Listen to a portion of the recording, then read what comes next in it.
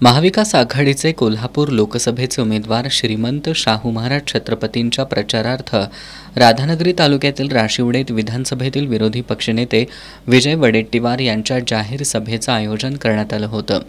या सभेत बोलताना वडेट्टीवार यांनी भाजपच्या कारभाराचा समाचार घेतला। केंद्र आणि राज्यातल्या सरकारला सर्वसामान्य जनतेच्या विकासाशी काहीही घेणं देणं नाही।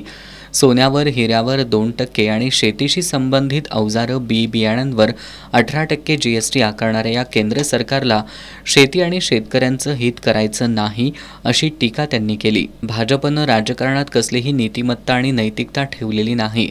आता भाजपला सत्तेतून हद्दपार करून सर्वसामान्य जनता या निवडणुकीत नक्की बदला घेईल असा विश्वास वडेट्टीवार यांनी व्यक्त केला। आमदार पी.एन. पाटील यांनी सत्ताधाऱ्यांनी कोणतेही विकासाचे प्रकल्प आणले नसल्याचा आरोप केला। 5 वर्ष नॉट रिचेबल राहणारे विद्यमान खासदार एकीकडे आणि रयतेचा राजा म्हणून समाजहित जपणारे शाहू महाराज आमच्याकडे अशी निवडणूक आहे। सर्वसामान्य जनतेनं ही निवडणूक आता हातात घेतली असून शाहू महाराजांना पहिल्या क्रमांकानं संसदेत पाठवण्याचा जनतेनं विडा उचलला असल्याचं आमदार पी.एन. पाटील यांनी सांगितलं।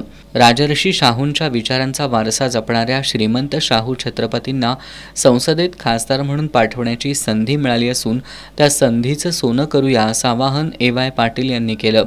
दरम्यान श्रीमंत शाहू महाराज छत्रपती यांना भोगावती साखर कारखान्याच्या कामगार युनियनच्या वतीनं पाठिंबा देण्यात आला। यावेळी शिवसेनेचे विजय देवणे, गोकुळ दूध संघाचे माजी संचालक पी.डी. धुंद्रे, जनता दलाचे जिल्हाध्यक्ष वसंतराव पाटील, शेकापचे राज्य पदाधिकारी एकनाथ पाटील, भोगावतीचे अध्यक्ष प्राध्यापक शिवाजीराव पाटील, कृष्णात पाटील, रामचंद्र दळवी, जिल्हा बँकेचे माजी अध्यक्ष कृष्णराव किरुळकर, भोगावती साखर कारखान्याचे उपाध्यक्ष राजाराम कवडे, गोकुळचे संचालक बाळासाहेब खाडे, आर.के. मोरे, अविनाश पाटील, मोहन धुंद्रे, संजय डकरे, सरपंच संजीवनी पाटील, विश्वनाथ पाटील, मोहन डवरी, पांडुरंग भांदिगरे, अशोक साळोखे, बी.के. डोंगळे, बी.आर. पाटील, बाबासाहेब देवकर, भरत पाटील, एल.एस. पाटील, शिवाजीराव पाटील, रवींद्र पाटील, प्राध्यापक सुनील खराडे, सरदार पाटील, दत्तात्रय पाटील, मानसिंग पाटील, उत्तम पाटील, सागर धुंद्रे, अशोक पाटील, तानाजी लाड, सम्राट पाटील